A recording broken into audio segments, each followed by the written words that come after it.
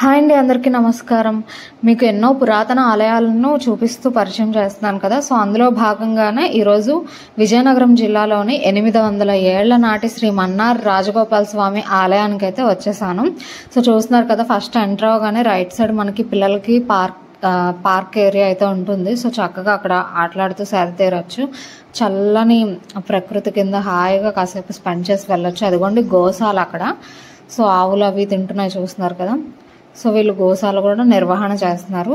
ఈ టెంపుల్ అయితే 800 ఏళ్ల నాటిది, కానీ ఒక 6-7 సంవత్సరాల క్రిందట టెంపుల్ అయితే కొంచెం రీమోడలింగ్ చేశారు.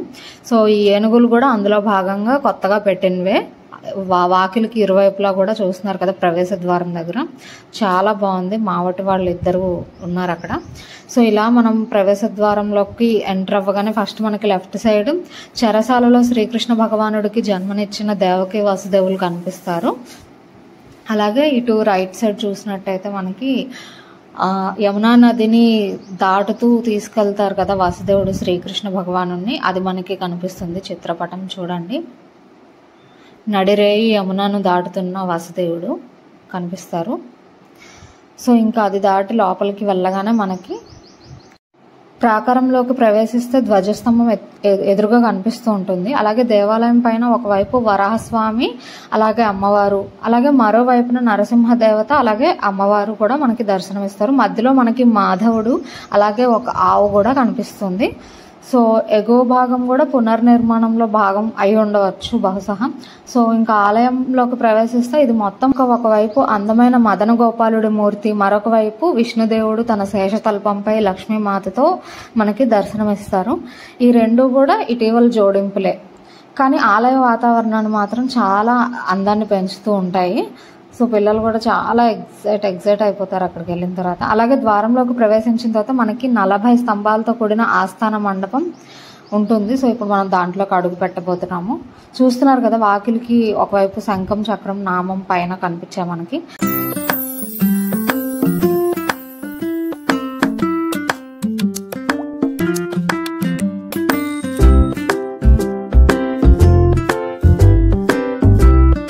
ఆలయంలో అంతా కూడా గోడల పైన మనకి ఇలా వివిధ చిత్రపటాలతో రామాయణం మొత్తం మనకి కనిపిస్తుంది. సో ఇదిగోండి ఇక్కడ అమ్మవారు అయితే కనిపిస్తున్నారు.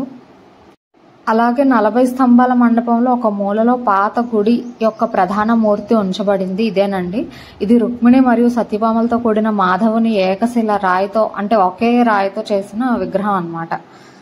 సో దానికి కృతజ్ఞతగా ఈ మూర్తిని అయితే విడిచిపెట్టలేదు, అక్కడ పెట్టారు. మనకి ఆ పక్కనే ఆ స్టోరీ మొత్తం కూడా కనిపిస్తుంది. సో ప్రశాంతంగా నించొని కాసేపు చదవచ్చు. అలాగే ఈ మండపానికి అనుబంధంగా జగన్నాథ, బలభద్ర, సుభద్ర కలిగి ఉన్న ఒక ఆలయం కూడా కనిపిస్తుంది. ఇది చూస్తున్నారు కదా, ఇది చందనం అరిగదీసే రాయి అన్నమాట. చాలా పెద్దగా ఉంది కదా. ఇదిగోండి హోమగుండం, హోమ ద్రవ్యాలు కూడా పక్కనే ఉన్నాయి. కృష్ణ భగవానుడి యొక్క అందమైన చిత్రాలతో కొత్తగా నిర్మించిన ప్రాకార మండపంలో భక్తులు ప్రశాంతంగా కూర్చోడానికి వీలుగా కల్పించే బెంచీలు కూడా నాకు బాగా నచ్చాయి. అక్కడ చూస్తున్నారు కదా, మనకి వర్షం పడినా ఎండ వచ్చినా కూడా ఇబ్బంది లేకుండా ఆ ప్రదక్షిణ చేసుకోవచ్చు. ఆ మండపం గుండా మనం ప్రదక్షిణ అయితే చేసుకోవచ్చు. చూస్తున్నారు కదా, ఈ ఐరన్ రోడ్స్ ఇవన్నీ కూడా దేవాలయం శిథిలం అయిపోకుండా ముందు జాగ్రత్తగా పెట్టారు. సో ఎందుకంటే ఇది బాగా పురాతనమైంది కాబట్టి ఈ మధ్యనే కొంచెం అలా జాగ్రత్తలు తీసుకున్నారు. అండ్ మీరు ఆ గోడకి చూస్తున్నారు కదా, విమానం వెంకటేశ్వర స్వామి కనిపిస్తారు. అంటే మనకి తిరుమలలో చూస్తున్నారు కదా, బంగారు గోపురంకి వెండితో విమాన వెంకటేశ్వర స్వామి అనేసి మనకి చూసి దండం పెట్టుకుంటాం కదా దర్శనం చేసుకుని బయటకు వచ్చాక. సో అదే సేమ్ ఇక్కడ కూడా అలాగే నిర్మించడం అయితే జరిగింది. అలాగే ఆ గోడల మీద వివిధ శిల్పాలు, అలంకార నమూనాలు, కీర్తి ముఖాలు, అలాగే గజసింహాలతో అందంగా చెక్కబడ్డాయి. సో ఆ చిత్రంలో ఉన్న వానరాలు ఒకసారి గమనించండి, అవి కిందకి దూకబోతున్నట్టుగా ఉంటాయి. అలాగే ఇది పాత గుడి కదా, 1000 సంవత్సరాల పురాతనమైంది. అలాగే ఇది విజయనగర శివార్లలోని వేణుగోపాలపురంలో ఉండేదన్నమాట. అయితే పిడుగుపాటుకు గురై ఆలయాన్ని వదిలిపెట్టేశారు. అయితే ఆలయాన్ని 800 సంవత్సరాల క్రిందట విస్తృతమైన శిల్పకళతో నిర్మించారు. ఇంకా మనం లోపలికి ప్రవేశిస్తే అంతరాలయం, గర్భగృహానికి దారితీసే సుందరమైన స్తంభాల గదిని మనం చూడవచ్చు. చాలా బాగుంటుంది. అక్కడ మనం చాలా ఫొటోస్ అవి కూడా తీసుకోవచ్చు. ఇదిగోండి, ఈ కొండ చూస్తే మనకి పాత సినిమాల్లో యశోద వెన్న చిలుకుతూ ఉంటుంది కదా, అదే మజ్జిగ చిలుకుతూ వెన్న తీస్తుంది కదా. సో ఆ సంఘటన నాకు గుర్తొచ్చింది. సో దామోదర లీల ఒకసారి అలా గుర్తు చేసుకున్నాము మనసులో. యశోద మజ్జిగ చిలుకుతుంటే శ్రీకృష్ణ భగవానుడు వచ్చి అర్జెంటుగా పాలివ్వమ్మ ఆకలేస్తుంది అనేసి గోల చేస్తారు కదా. సో ఆ దామోదర లీల అంతా నాకు గుర్తొచ్చింది. చాగంటి కోటేశ్వరరావు గారు అయితే అద్భుతంగా ప్రవచనాలు ఇచ్చారు కదా. సో ఆ లీల గురించి నాకైతే చాలా ఇష్టం.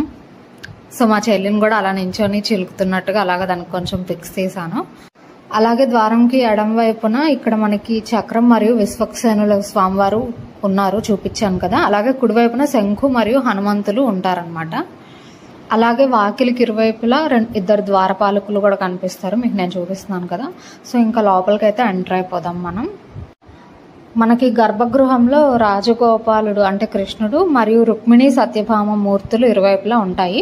అలాగే అంతరాళానికి ఇరువైపులా శ్రీ ఆండాళ్ అంటే గోదాదేవి, అలాగే రామానుజాచార్యుల చిన్న దేవాలయాలు కూడా ఉంటాయి. నిజంగా చాలా దివ్యమైన క్షేత్రం.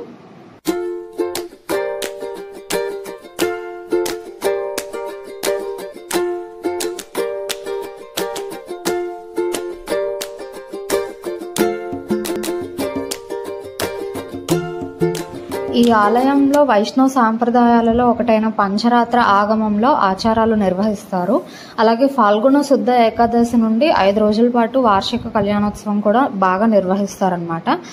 సో ఇంతకు ముందు ఎప్పుడు మీకు తెలియని ఒక పురాతన దేవాలయాన్ని చూపించినందుకు నాకు చాలా సంతోషం. ఇది మనకి రాజేష్ స్టేడియం దగ్గర నుంచి చూస్తే ఎదురుగా మనకి టెంపుల్ గోపురం అయితే కనిపిస్తుంది. ఇది శివాలయం వీధి నుంచి స్ట్రైట్ గా వచ్చేస్తే మనకి లెఫ్ట్ సైడ్ అయితే కనిపిస్తూ ఉంటుంది. ఇది రైల్వే స్టేషన్ నుంచి కేవలం 2 కిలోమీటర్ల దూరంలోనే ఉంటుంది. కాబట్టి ఎవరైనా విజయనగరంకి కొత్తగా వచ్చినట్టయితే ఖచ్చితంగా ఒకసారి దర్శనం చేసుకుని తరించాలని మనస్ఫూర్తిగా కోరుకుంటున్నాను. మరో మంచి వీడియోతో మళ్ళీ కలుద్దాం. నమస్కారం.